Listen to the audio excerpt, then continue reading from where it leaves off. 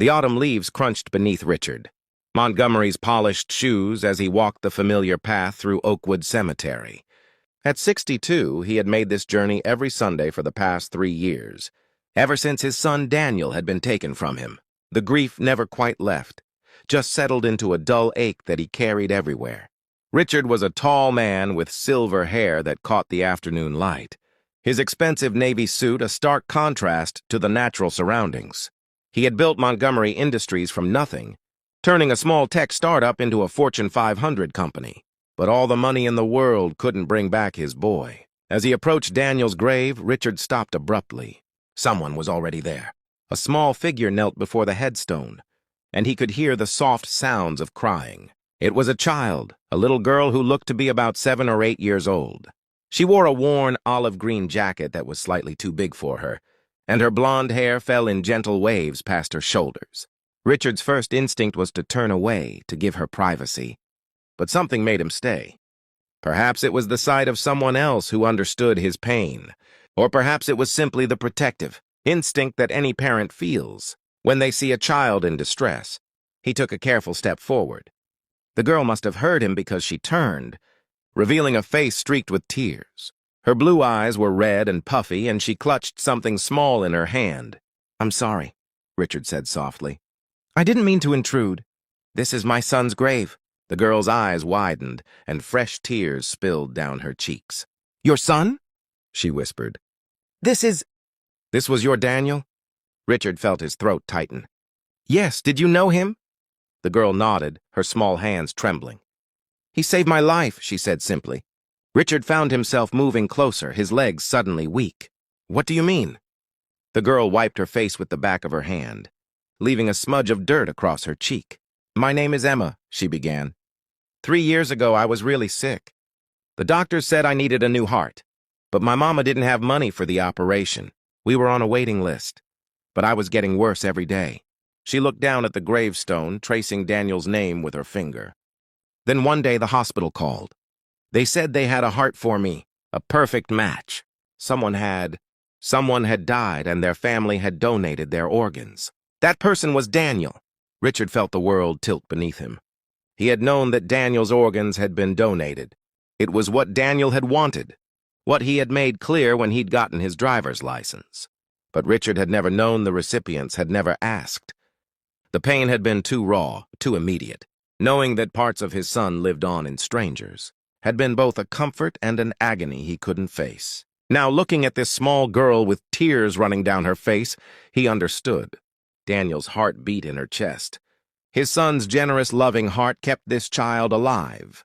Richard's knees buckled, and he sank to the ground beside Emma. His own tears came then, hot and unstoppable. 3 years of carefully controlled grief broke free, and he wept openly for the first time since the funeral. Emma reached out tentatively and placed her small hand on his arm. "I'm sorry," she whispered. "I didn't mean to make you sad." No, Richard managed between sobs. "You haven't made me sad. You've given me something I didn't know I needed." They sat together in silence for a while, two people bound by loss and life, by death and renewal. The sun filtered through the autumn trees, casting golden light across the graves and the living alike. Finally, Richard found his voice again. "Tell me," he said gently. "Tell me about yourself. I want to know about the girl who carries my son's heart." Emma smiled shyly. "I'm 8 years old now. I live with my mama in an apartment on the east side. Mama works 2 jobs, at the diner during the day and cleaning offices at night. We don't have much, but we have each other." "And the operation?" Richard asked. "You're healthy now?" "Yes, sir. I take medicine every day and I see the doctor a lot. But I can run and play and go to school. I couldn't do any of that before. I was too tired all the time." Richard noticed the item clutched in her hand. "What do you have there?" Emma opened her palm to reveal a small, worn photograph. "This is a picture of Daniel. I found it in an old newspaper article about the accident. I printed it at the library. I wanted to know what he looked like, the person who saved me." She held it out to Richard. It was a photo from Daniel's college graduation, his smile bright and his whole life ahead of him. Richard's throat constricted again, but this time there was something else mixed with the pain. something that felt almost like peace. "He was a good boy," Richard said quietly. "He was studying to be a doctor. He wanted to help people. I think he would be so happy to know that he saved you." "I come here every week," Emma confessed. "I bring flowers sometimes when Mama has a little extra money. I tell him about school and about the books I'm reading. I hope that's okay." Richard looked at this brave little girl who had been carrying her own burden of grief and gratitude, and his heart broke open in a new way. "It's more than okay," he said. "It's wonderful." They talked for over an hour, sitting beside Daniel's grave as the afternoon light grew longer. Emma told him about her third-grade class, about her best friend Sarah, about how she loved art and wanted to be a painter someday. Richard listened, soaking in every word, marveling at her spirit and resilience. When Emma finally said she needed to go home before her mother got back from work, Richard stood and helped her to her feet. "Emma," he said carefully, "would it be all right if I saw you again? Maybe I could meet your mother." Emma's face lit up. "Really? You'd want to?" "Very much," Richard said, and he meant it with every fiber of his being. They exchanged phone numbers, and Richard watched as Emma walked away, her small figure disappearing down the path. When she was gone, he turned back to Daniel's grave and placed his hand on the cool stone. "Thank you, son," he whispered. "Thank you for this gift." The following Saturday, Richard found himself standing outside a modest apartment building on the east side of town. He had called Emma's mother, Jennifer, earlier in the week, and they had arranged to meet. He carried with him a large box, and his heart hammered with nervous anticipation. Jennifer answered the door, a tired-looking woman in her mid-30s with the same blonde hair as her daughter. Her eyes were wary at first, but when she saw Emma's excited face peeking around her mother's legs, they softened. "Mr. Montgomery," Jennifer said, extending her hand. "Emma has told me so much about meeting you. Please come in." The apartment was small but immaculately clean. Second-hand furniture was arranged carefully, and Emma's artwork decorated the walls. It was clear that Jennifer worked hard to make a home for her daughter, despite their limited means. They sat in the tiny living room, and Richard placed the box on the coffee table. "I wanted to bring you something," he said. "I've spent the last few days going through Daniel's things. I thought Emma might like to have some of them, to know him better." He opened the box carefully. Inside were photo albums, Daniel's favorite books, some of his artwork from when he was young, and his college sweatshirt. "These are pieces of who he was," Richard explained. "I'd like Emma to have them." Jennifer's eyes filled with tears. "Mr. Montgomery, we can't accept—" "Please," Richard interrupted gently. "It would mean everything to me." Daniel loved to share. He was always giving things away, helping people. This is what he would want. Emma reached into the box with reverent hands, pulling out one of the photo albums. Richard sat beside her and opened it, showing her pictures of Daniel as a boy, then as a teenager, and finally as a young man. He told her stories about each photo. Daniel's first day of school, his Little League games, his high school graduation, his volunteer work at the children's hospital. As he talked, Richard realized something profound. In sharing Daniel's life with Emma, he was keeping his son's memory alive in a way he never could have done alone. The grief was still there, but it was transforming into something else, something more bearable. Love that transcended death. They spent hours together that day. Jennifer made tea, and they talked about everything and nothing.